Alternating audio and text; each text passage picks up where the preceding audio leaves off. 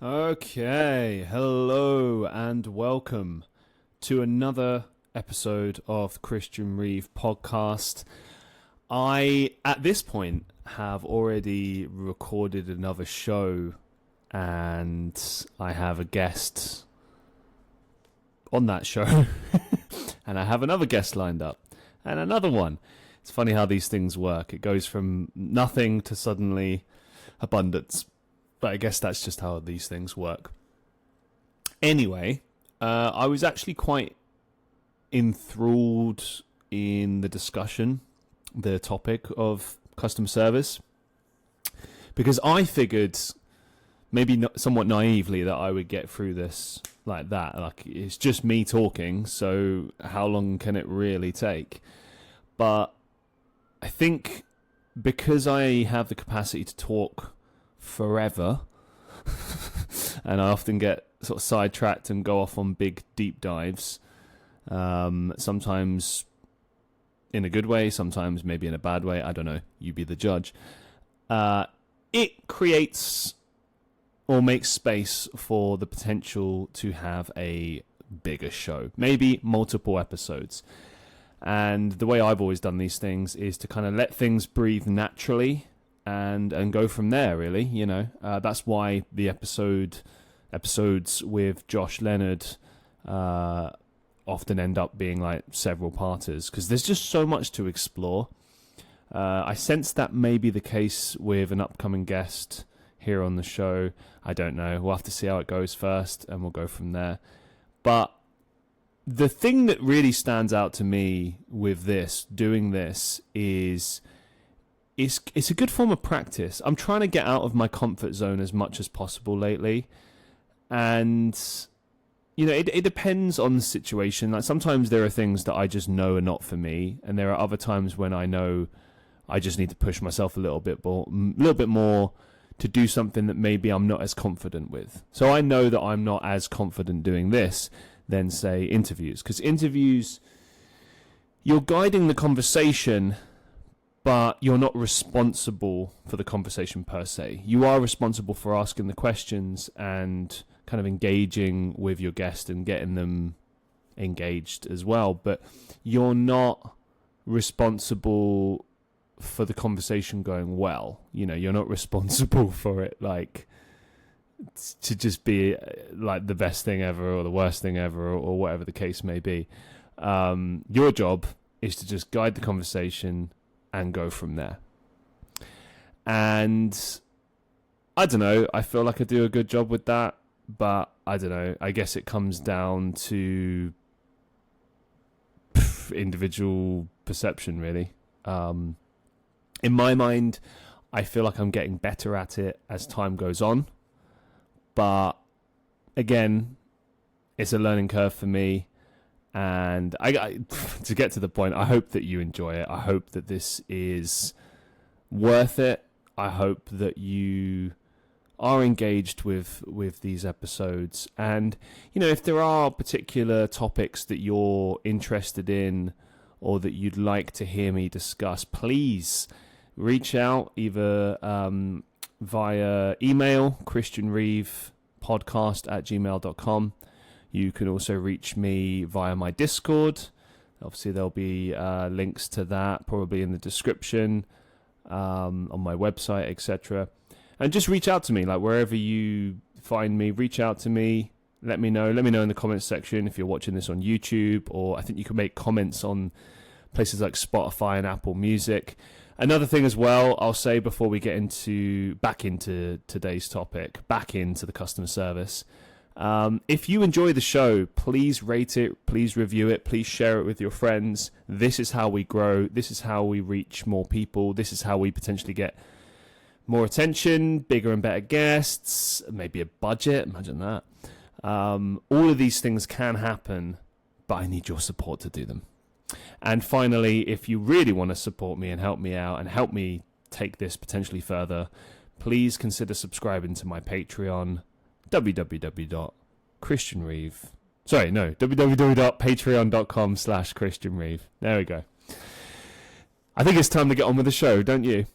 So, I didn't announce this initially, But I've got like sections for this show that, I didn't really pay much attention to the subtitles before, because I got AI to produce a show for me, and from that I kind of, at first I was kind of hesitant, because I'm always hesitant using AI, but I think for things like this it's quite a useful tool, and I often use these things as like a baseline, and then it's something you can kind of jump off and try and create a show with.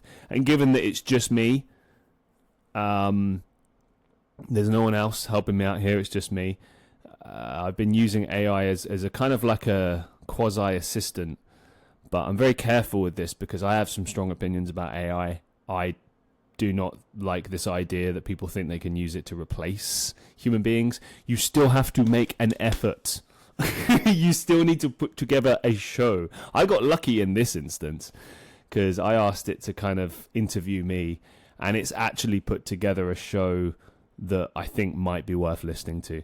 I don't know. The first one, go check out part 1 if you and if you think it sucks, hey, let me know.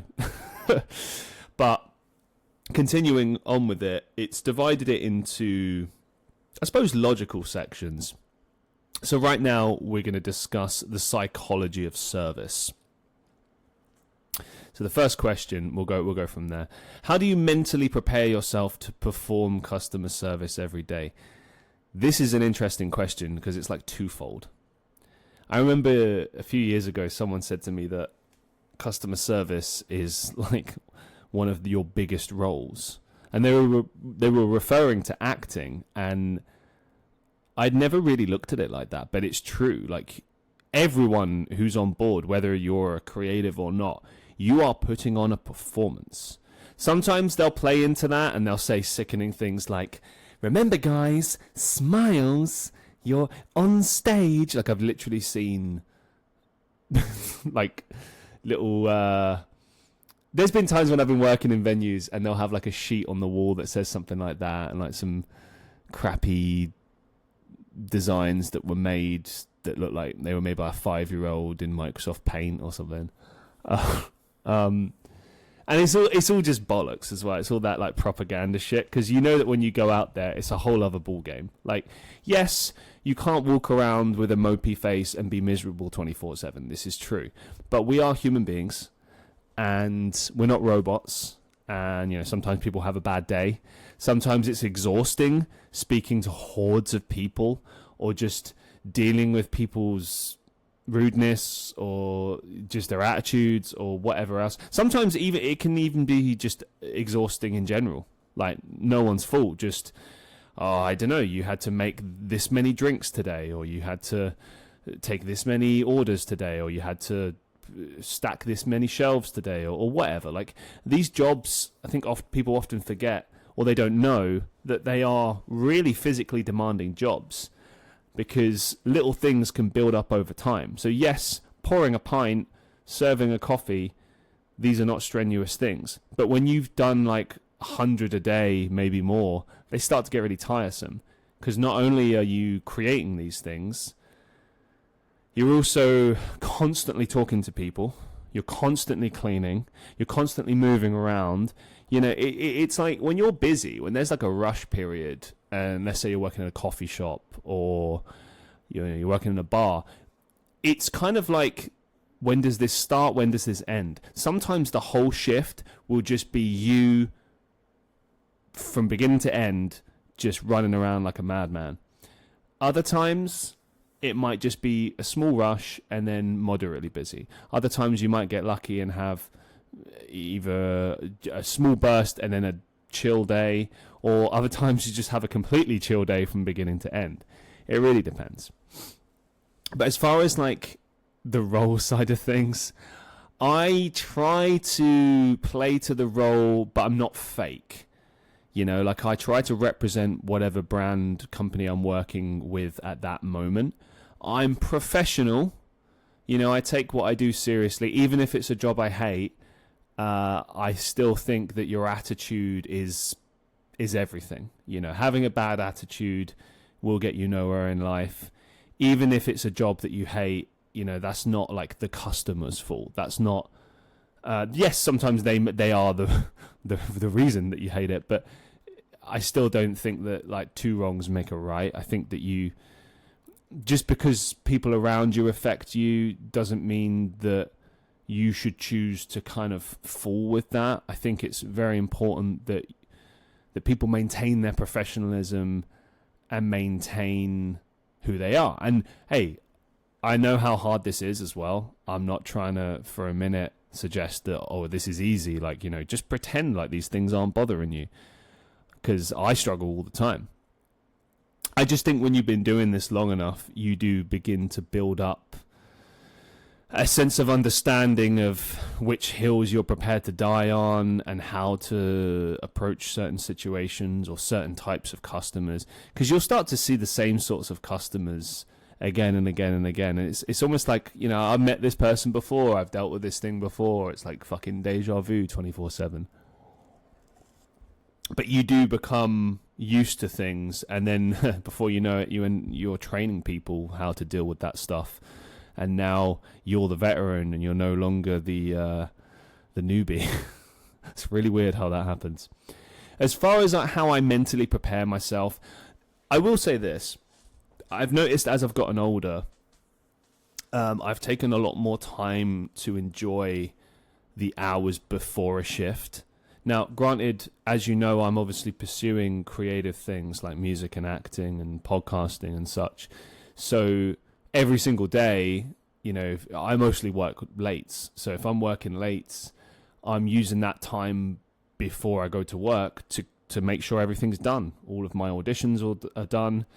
You know, if I've got to do a podcast, I do a podcast. If I've got to do research, I do research. I catch up on my emails. I apply for things. I audition for things. I use as much of that time as I possibly can. But I've also started, you know, chilling, watching things, playing games, making sure that I am resting so that I'm in a good mood, or at least a relaxed mood, so that when I walk in, I'm at least in a good sort of headspace, so that whatever happens, at least I'm coming in with a positive mindset. Now, granted, you can't always walk in with a, you know, perfect attitude. Sometimes there's just bad stuff going on in your life. Sometimes, like, I know here in Manchester it rains a lot, so sometimes I've walked in and it's like you've been battling the elements, and now you've got battle customer service, you know. Sometimes life is unfair. You just have to deal with it. But I think that's the best way to mentally prepare yourself. I think work drama, work BS starts and ends at the door. You don't bring it home with you. You don't, as far as I'm concerned, every time you walk in, new slate, new. But there's a lot of choice with things as well. I think you can choose to be involved in like workplace drama and gossiping and all this nonsense, but it's only going to cause you problems. And quite frankly, like, I don't know, I got better things to do with my time than worry about like what this person thinks or what this person said about this person. Like, these things don't matter. As far as I'm concerned, it's a job. You come in, you do your job, you go home. The only thing that really matters is, can I work with these people? Can we make this work? Can we make it at least a pleasant experience for everyone involved? Or failing that, just workable so that we can get the job done and go home? Because no one really wants to be there. You know, there might be a few people that love the job, but most of us just kind of want to get on with it. So that's kind of like how I approach just mentally preparing myself for these things. And as I say, as I've gotten older, I've spent a bit more time trying to get into that chill mindset. Because in the past, I would kind of just, you know, dread it and walk in, and that probably contributed to some of my feeling. The job is the job. It's never going to change. It's always going to be tough. But you can change. You can be stronger in the face of adversity. You can be strong and not let these things defeat you. However, it is tiresome, and it does take a lot of your strength and energy to kind of keep on top of that, I think. And I have struggled over the years, especially in the last couple of years, but I think I am beginning to learn kind of what I said before, like knowing what to just let things go, let it all go. This is not your career. This is not what you're invested in. Just let it all go. Let things go that don't either concern you or that aren't really that important. And remember, in the grand scheme of things, it's just a job. You know, it's not, as the kids say, it's not that deep. Oh, I'm getting old. Okay, moving on. Do you feel like you have to wear a mask when you're working? No, I don't, but I do. I don't know. I kind of resent this feeling sometimes that people think it's my career, even though it doesn't matter what they think. I hate people seeing me as like, oh, this is what you do, this is you, this is what you've chosen, and it's like, no, it isn't. But then I ask myself, like, why am I bothered by that? Doesn't that say more about me? Like, isn't there a lesson I should learn there? And there is, which is, you know, you should know yourself. You should not be perturbed by people's thoughts and feelings, and there's nothing to be ashamed of either. You know, it goes back to, I don't know if I covered this in the last episode or if I've just spoken about it in streams, but it goes back to status. Like, people always have loads to say about customer service, as in people that are critical. They always like to criticize and just say like, oh, it's low-skilled jobs for low-skilled workers. And it's like, if you've never worked in customer service, you'll never know how difficult it actually can be. And I think I've always looked at it like it's sink or swim. It really is. Like, there are people that are good at it and can deal with it, and then there are people that can't. And like, I remember seeing someone today post their CV into like a Facebook group, and you know, people were saying things like "don't dox yourself" and important stuff like that. But this kid was trying to get a job, and he'd had a couple of bar jobs over the last 6 months. And one thing that stood out immediately, and someone commented on it, was the fact that he'd not really stayed in a job past a couple of months, and that can be a red flag. And I agreed. Like, you've got to look at every job you take, and it doesn't have to be customer service. I think in general, like, if it's a difficult job or a bad job or something like that, how much are you willing to take? Where do you draw the line? And how strong are you, or how soft are you? You know, like, if you're going to be bothered because a few people were mean to you that day, then you're probably not cut out for this, to be honest.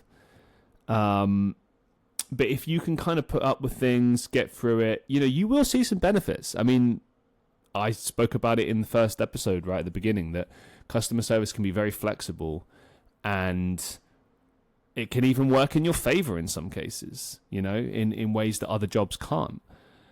But in order to kind of build up and get to that point, you kind of have to prove yourself. You kind of have to prove that A, you're good at it, B, that you deserve to be given some leeway, some flexibility and stuff, and C, that you're reliable. You know, like, anytime that I've ever asked for anything in this line of work, or indeed any job, I've made sure that I proved myself first, that I proved myself as an asset and a useful person, and someone who can use their intuition, be trusted, doesn't need a lot of management, stuff like that.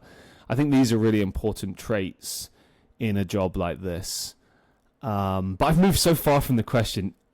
Yeah, I don't need to wear a mask, I don't think. The only thing I would say is you have to go in there with a good attitude. And sometimes it can be tricky to do that when you're struggling with things, but it's never impossible. It's just a challenge. Next question. How has customer service changed how you see people or humanity in general?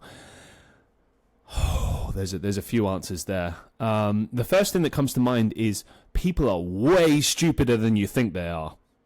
Oh my God.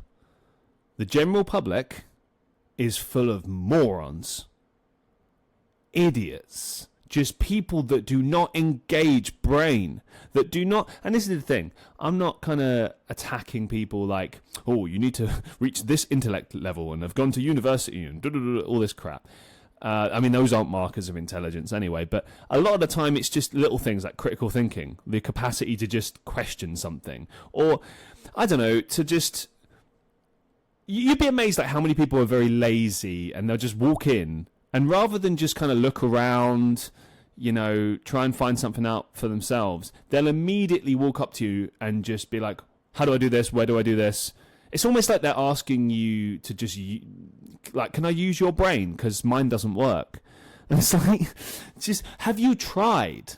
Just at least try. Like, I'm more than happy to help people if, you know, they've tried something and they just can't work it out and they need my help. Like, for example, one of the places I work is a hotel that has like kiosks, right? Like the touchscreen kiosks, and you put your stuff in, right? Now, they're pretty straightforward, I think, but look, not everyone is accustomed to them. You know, there are people that never really use this technology, or maybe they're just not as confident. We forget sometimes that people have like dyslexia and stuff, you know.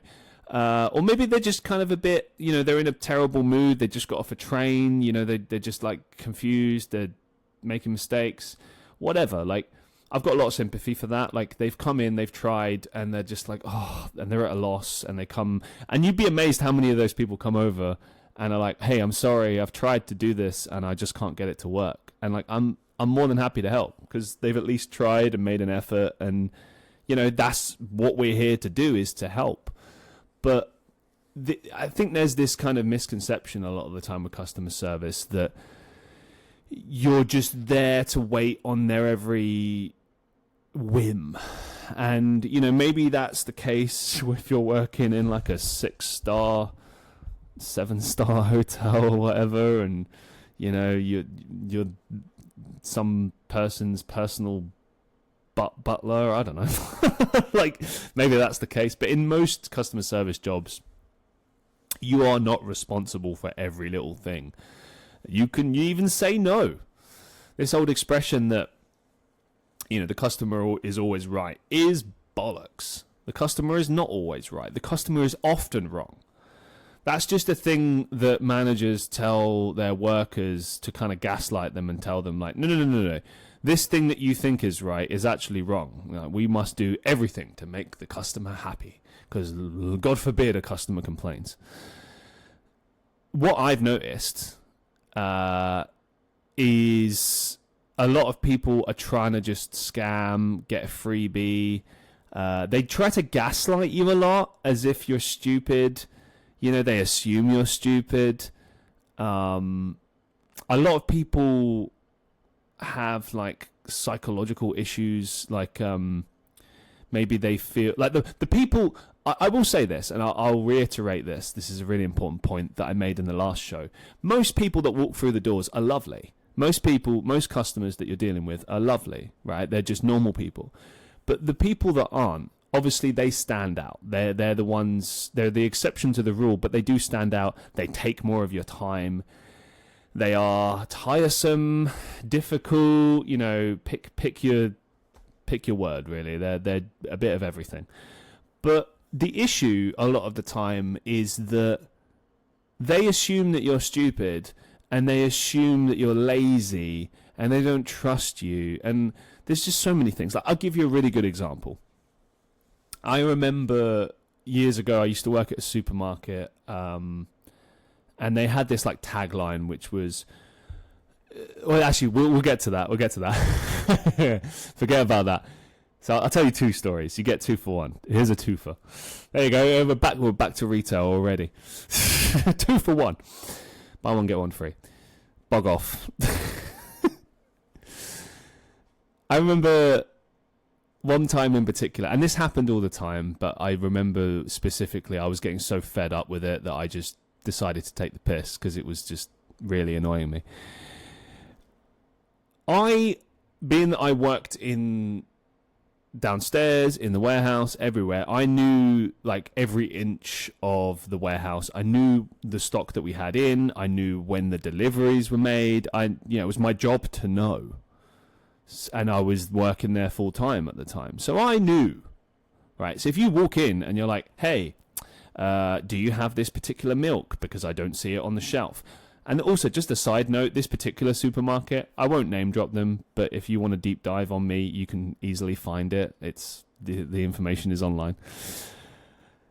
They had this thing of basically like you could ask people anything. So they were the only supermarket where you could turn around and be like, I don't see this on the shelf. Excuse me, can you check out back? And like other supermarkets, people can do that, but a lot of the time, you just, if it's not on the shelf, you assume, oh, okay, they don't have it, you know. But anyway, I turned around to them because I knew for a fact that we didn't have this particular product, and I knew that we wouldn't get it for like at least a week. I said, hey, really sorry, we don't have this product. Now, part of our job was to offer an alternative. So I'd say like, oh, we do have this in stock. And obviously they shot that down and were like, no, I want this. Please, can you look out back for me? And I said to them, I know it's not out back. We don't receive a delivery for at least a week. And they were like, no, can you just go look for me, please? And I'm like, sure, why not?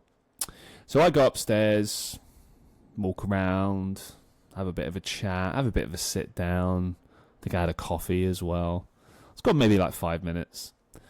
Sort of leisurely walked. I took my time. I enjoyed the little break.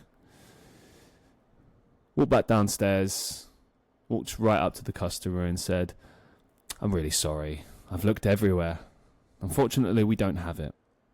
And I thought that would be the end of it. Of course, it never was. But they turned around and they said, oh, this is outrageous. Can I speak to the manager, please? Now, remember what I told you about trust? That right there is about trust. They did not trust me or believe me. Now, and there were plenty of people that did lie, but if I lied, it would be very easy to root that out. I would get in trouble eventually with a manager. It would get found out, and I would probably lose my job. You know, that's how these things work.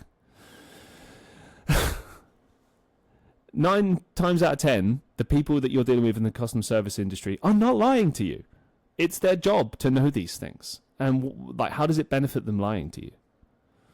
So this weird assumption that like people are lazy and they don't care and they're just deliberately trying to get rid of you is just false. But anyway, they turned around, they wanted to speak to a manager. So I got the manager to come over. The manager walks over. They ask the same questions that I asked. The same questions to my manager. My manager turned to me and said, do we have it upstairs? And I said, no. And they turned and looked at the customer and were like, I'm sorry, we don't have it. And then this customer, I remember they stormed off and they said, oh, I'm going to shop next door. And we were both like, oh, okay, have a good time. See you tomorrow. Because they always came back. They just wanted to moan. They just want to moan. Story number 2. I mentioned that this supermarket was one of these supermarkets that, for some reason, you could just make weird requests that you wouldn't normally in supermarkets. Anyway, let's suppose that I've finished what I was doing. I would always ask them at the end, is there anything else I can help you with? And I hated asking that question because you'd end up doing like 15 things for them. And you know, like, it is part of the job, but like people would take the piss. You know, you end up like carrying people's fucking shopping and stuff sometimes. Like, people really took the piss sometimes. And it was difficult to know where to draw the line and say no or how to excuse yourself, right? Obviously, the longer you've been doing it, the more abrupt you can tend to get with these things. And the less you're scared or worried about, you know, upsetting people, because you're just like, no, I'm not going to let people take advantage of me. But I remember one instance, it was early in the morning, and this customer had asked for a particular milk that we didn't have, at least at that point. We'd not put it out just yet. The shelves weren't completely empty. It was just like one specific organic milk that we didn't have out, which would have been at the bottom of a cage. That's what I had to do. I had to like root around in the back of a fridge And it took me like the better part of 15 minutes to pull out this dolly, to wheel it downstairs to her in this shitty lift that was 100 years old and broken, to finally wheel it over to her. And look, if she's like 5'5", the dolly is like 4'3". So I wheeled it to her, and it's quite easy for her to just pick out a milk. A big reason why I didn't open the little door thing is because sometimes when you do that, all the milks fall out because they've not been stacked properly. Like, they're sort of on the edge and then they can fall out. So there was a logical reason why I was doing that. But also, it's not that difficult to just go like that because they're all the same. But her response was, "Well, open it for me then." And I was like, and I opened it. And then she said, "Well, pass me one then." So I pass her a milk. And then I said the line, "Is there anything else I can help you with?" And she says, "Yes, you can have it on the shelf at 9 a.m. next time." And then just storms off. And I remember turning and looking at someone that I was working with, and they just pissed themselves laughing. Something that I forgot about that story as well is, as I was pulling the milk dolly up to this woman, at least 3 different people asked me that question, like people that worked there, and I was getting more and more irate because they were all like, "Oh, you're getting that milk for that customer, yeah?" And I'm like, "Just fucking right there. I've been gone like 5-10 minutes. Do you know what I mean?" But like, these people can't wait longer than a minute. It's like they just think that it's like this magical land upstairs and you can just summon things like that. It's like, no, you got to do some fucking legwork, man. But these people just have no sympathy, no empathy, no patience, no brains, apparently. Yeah, this is just getting me annoyed now. I'm just thinking back for all the years and pain and difficult conversations I've had over the years. It's prepared me for what? I don't know. But yeah, rude customers, I've dealt with them all. But overall, just getting back to the question, has it changed how I see people? It has. It has. It's revealed a lot to me. I mean, the whole section is the psychology of service.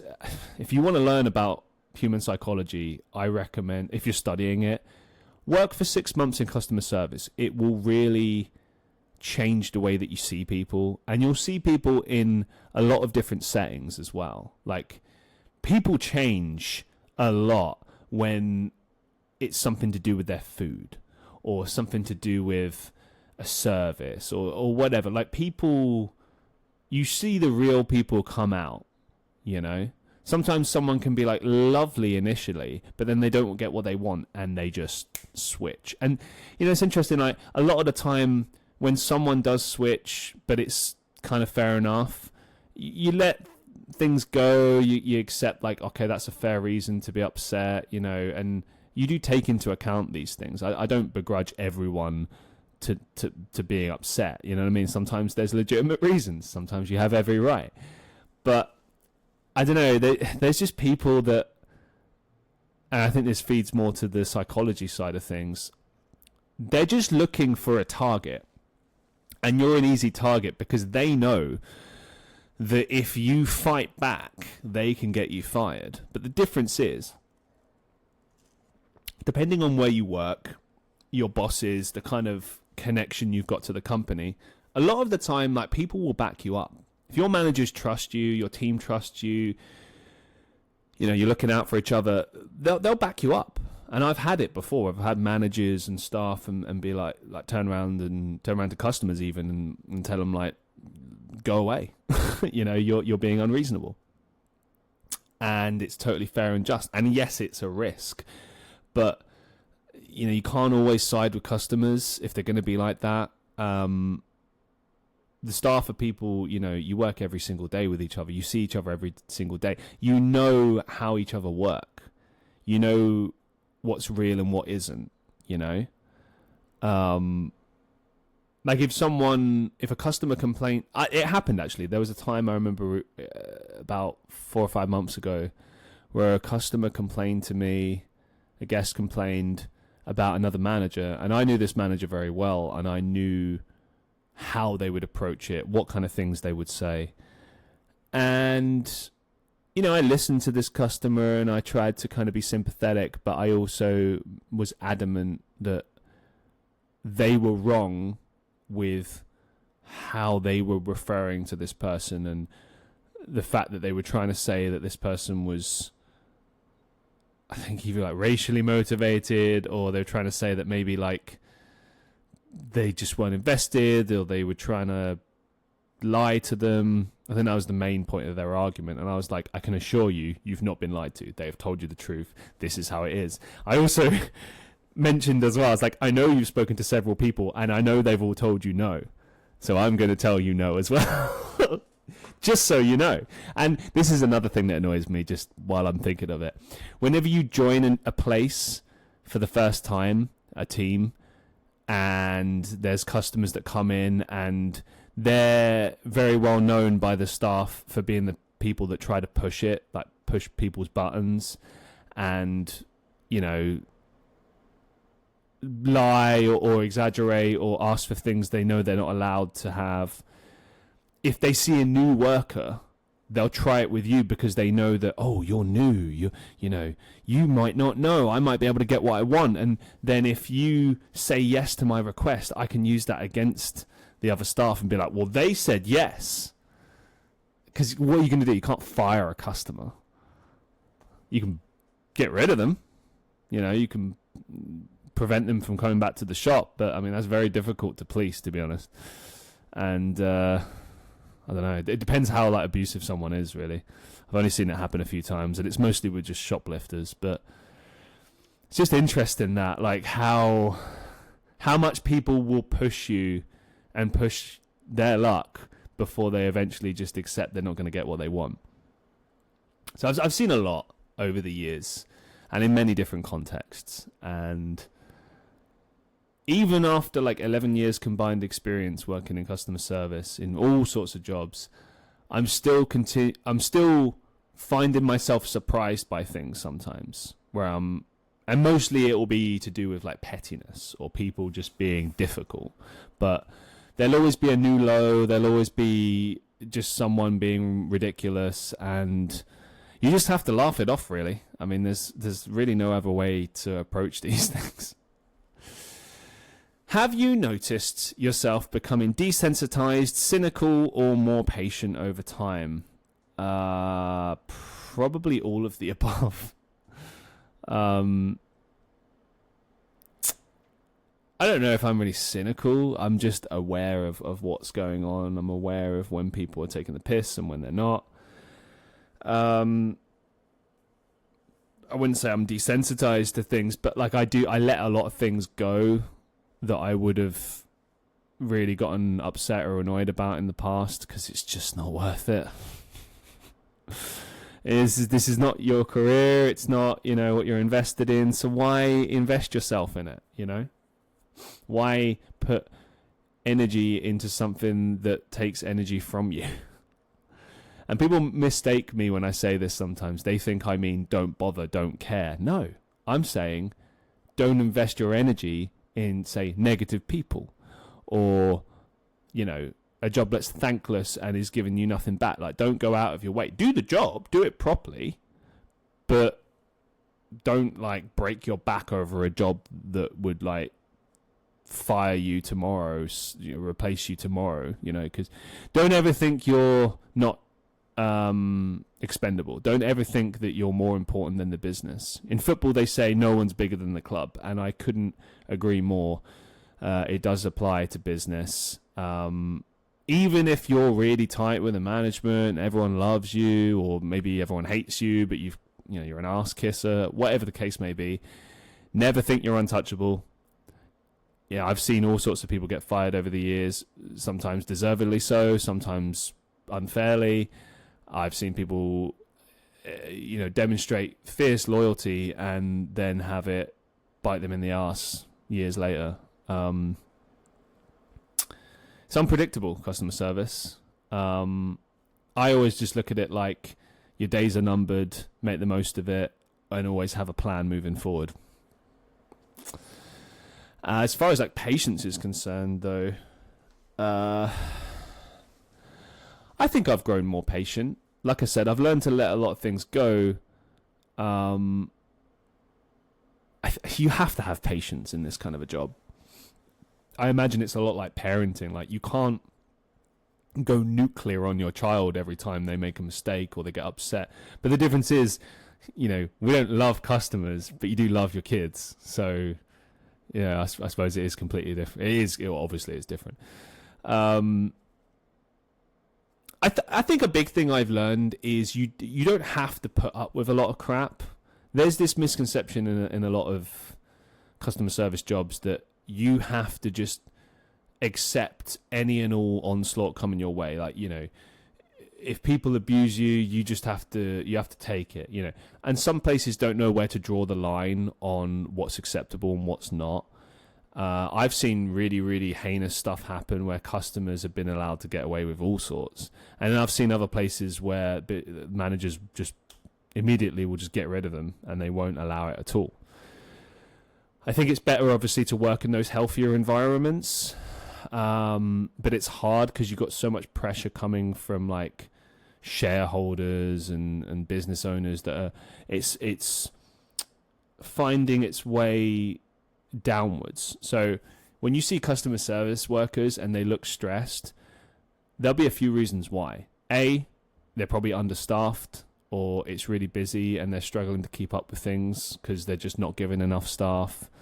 And whenever they try to complain about that and ask for change, ask for support and assistance, they don't get it. They get gaslit. They get told, if you can't hack it, we'll find someone that can. And that's the brutality of that nature of job. Like, especially in hospitality, you can easily get replaced and everyone knows it. But sometimes, like, this is the only option you've got. There have been times when I just haven't had anything to turn to and I've just had to put up with it, and it's been hard, I know I can walk out at any time, but there are big consequences to that. Sometimes you just have to, like, suck it up, so to speak, and swallow your pride, and it's not easy, especially when the things that you're pursuing outside of your job are not maybe picking up much momentum. I've really struggled with that over the years, and it's affected how I've seen myself, how I've seen the situation, my ability to sort of find enthusiasm in things.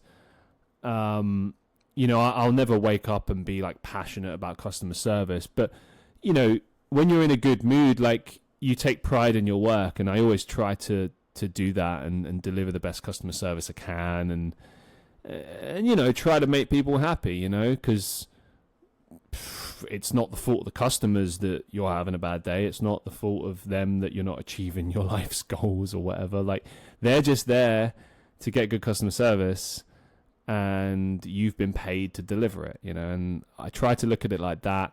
But I do draw the line. I don't accept disrespect. I don't think anyone should. And if you're told that you should accept it, that's a red flag. Get as far away as you can from that place, because they're trying to make you accept something which is unacceptable, quite frankly. Moving it forward. What kind of emotional labor do people not see behind your service smile? Wow.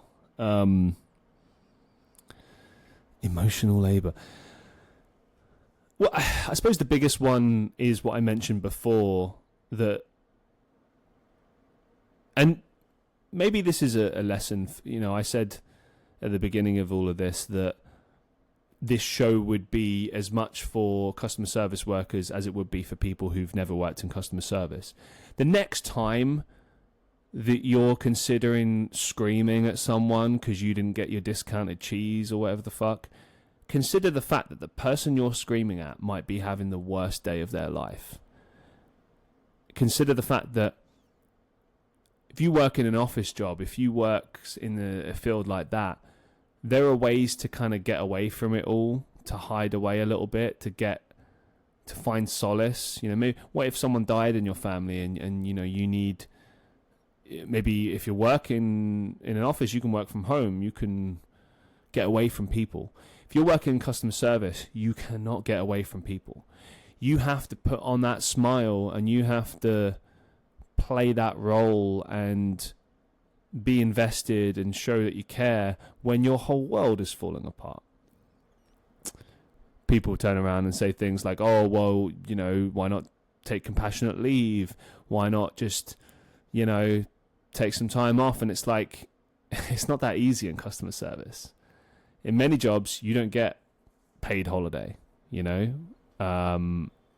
There's a lot of bullshit rules that are imposed in many of these places that don't make it very fair for the worker, or it almost feels like things are against you. Then there's the pressure of taking a sick day. When your team is a skeleton team, or, you know, people are really relying on you to get things done because we just don't have many reliable people or something like that, there's a lot of pressure. And if you take a sick day, you know, you kind of feel like you're letting everyone down. So there's almost pressure to show up even when you're really, really struggling.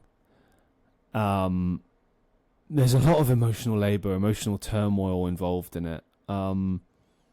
I see people sometimes come in, and I can see it in their eyes, tell by the look on their face. And, you know, you give people space as much as you can, but this is a job that very much kind of demands things of you sometimes. Sometimes you have to generate conversation, and, you know, like if you're a bartender, for example, you have to be a psychologist, you have to remedy people's loneliness, you have to fix problems that are better left to therapists. You know, there's so much asked of a customer service worker that is often overlooked, and really does feel like, to me, most people don't see behind your service smile, or indeed care. You're just there to make them happy, and if you don't make them happy, they will admonish you, they will complain about you, they might try to get you fired, all of these horrible things. And at the end of the day, you have to find a way to keep all of that at bay, to maintain that service smile in despite of all of that. There are days when you come home and you're exhausted because you've been working 2 weeks straight without a day off, and your world is falling apart, and you just have to move through it. There are times when, you know, maybe you're struggling to find work. Maybe the work isn't as frequent as you'd hoped. Maybe the job isn't what it was sold to you as, and you have to find a way to be happy with that. It's scary. It's tough. It's demanding. It's thankless sometimes. There are days when I've come home and I've just seemingly like lost faith in humanity. I've lost faith in people. I'm frustrated with just the whole thing, everyone. I'm frustrated with just being in it, having to deal with it. There are days when I've dreaded going to work because of how much it sucks. And sometimes that's been months, you know. You know, maybe you're trying to build to a point where you can get away from that job because maybe it's just a toxic job, or maybe it's just you're sick of the industry in general and you can't sort of hack it anymore. You can't find the energy you need to cope with it anymore. But there's no sympathy, there's no empathy from the industry. It's thankless and brutal, and you just have to move through it. What kind of emotional people do people not see? I don't think they see anything a lot of the time. I'd say like a handful of people actually see how you feel and treat you like a human being. Most people treat you like a tool. They don't see the human being. They just see a server. And I know this is very cynical and heavy, and I don't know how true it is as far as like how the average person feels. I'm just saying, being on the other side, that's how it comes across a lot of the time. That's how it feels. And yeah, no, it sucks, man. It sucks to feel that way, to be treated that way. But what can you do? You know, what can you do, really? That's the job. I don't know that it will ever change. I think that's the reality of customer service. I'm really trying to like find positives here, but it's difficult to do that, to be honest. It's difficult because I look at everything I've dealt with over 11 years of working in these sorts of jobs, and all the similarities between all the jobs are very clear. And when it comes to the people side of things,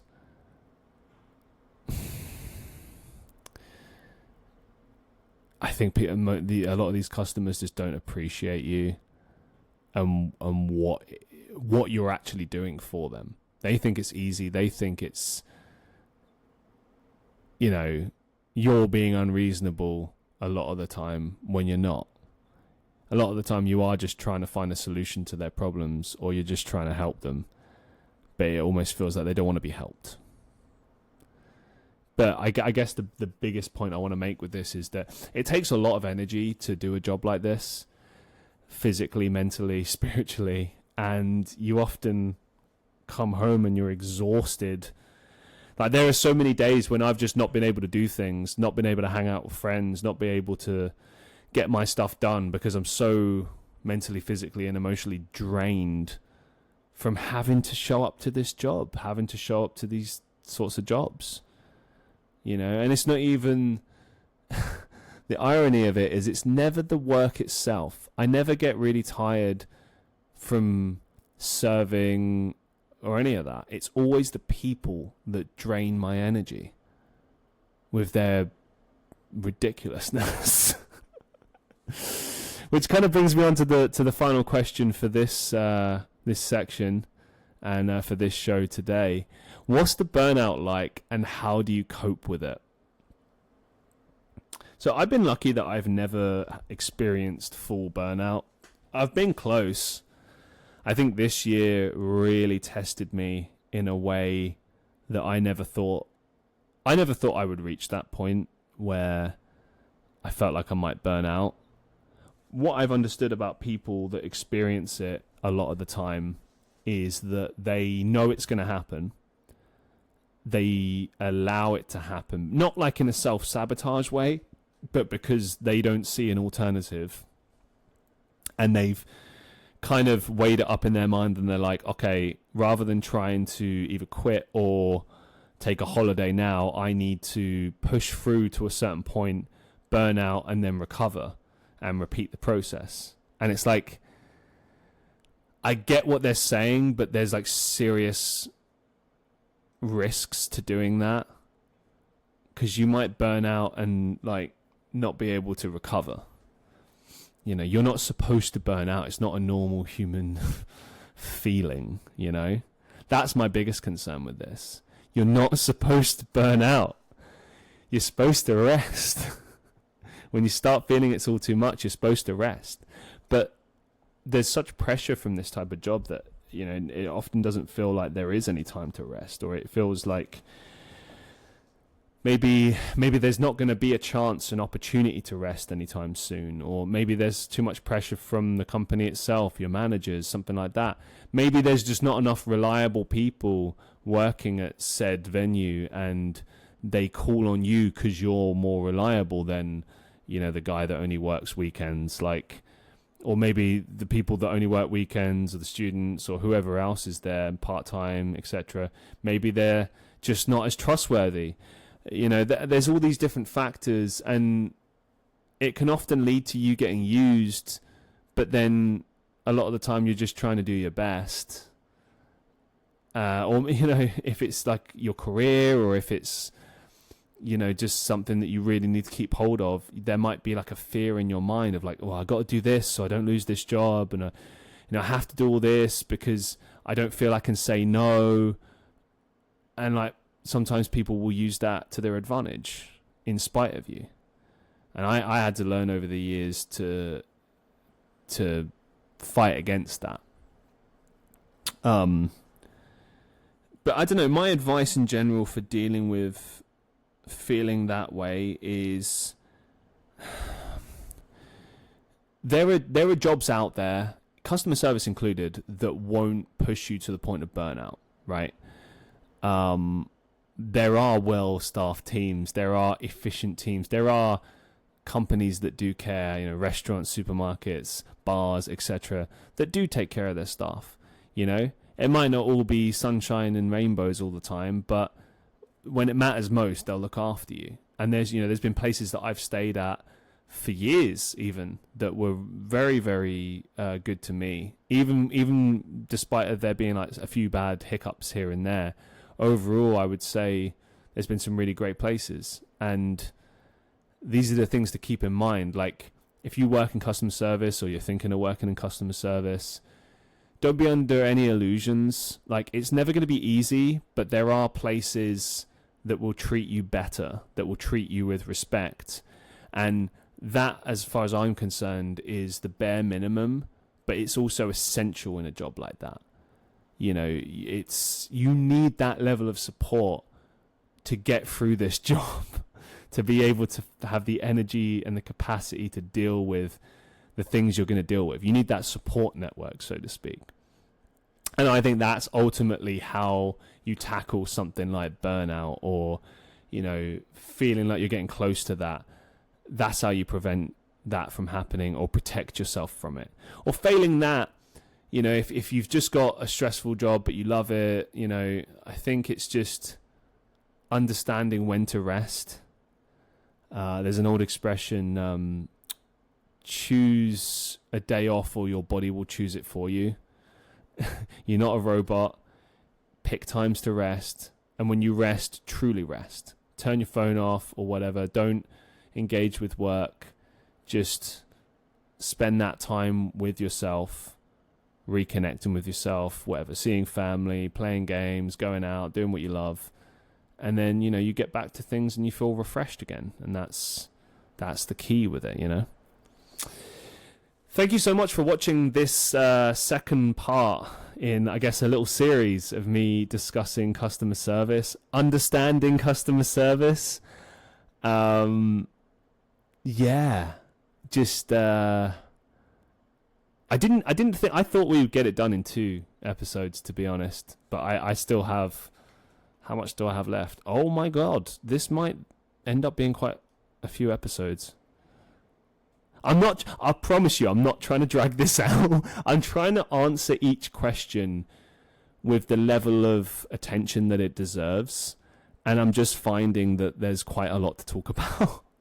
And I don't know whether that's because I've just experienced a lot over the years, or maybe I've got strong opinions on this particular industry, type of work. But I really do feel like there's quite a lot to say. And I certainly have more to say.